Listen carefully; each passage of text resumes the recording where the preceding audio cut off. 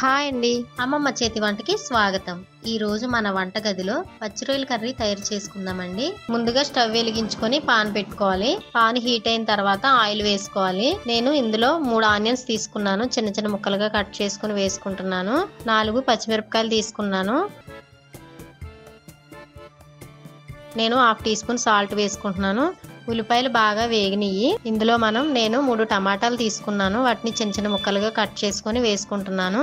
ఇవి ఇలా మగ్గిపోయిన తర్వాత నేను రొయ్యలని క్లీన్ చేసి పెట్టుకున్నానండి, వాటిని వేసుకుంటున్నాను. వేసుకొని మొత్తం ఇలా కలుపుకోవాలి. నేను 1 టీ స్పూన్ అల్లం వెల్లుల్లి పేస్ట్ వేసుకుంటున్నాను.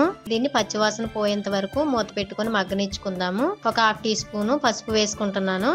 నేను 2 స్పూన్ల కారం వేసుకుంటున్నాను. మగ్గిన తర్వాత నేను 1 గ్లాస్ వాటర్ వేసుకుంటున్నాను. నేను 1/2 టీ స్పూన్ గరం మసాలా వేసుకుంటున్నాను. వేసుకుని ఇలా కలుపుకోవాలి. అంతేనండి, ఎంతో నోరూరించే రొయ్యల కర్రీ రెడీ అయింది. దీన్ని సర్వింగ్ బౌల్లోకి తీసుకొని సర్వ్ చేసుకుందాం. ఇంతవరకు మా ఛానల్ని సబ్స్క్రైబ్ చేయకపోతే ప్లీజ్ సబ్స్క్రైబ్ చేయండి.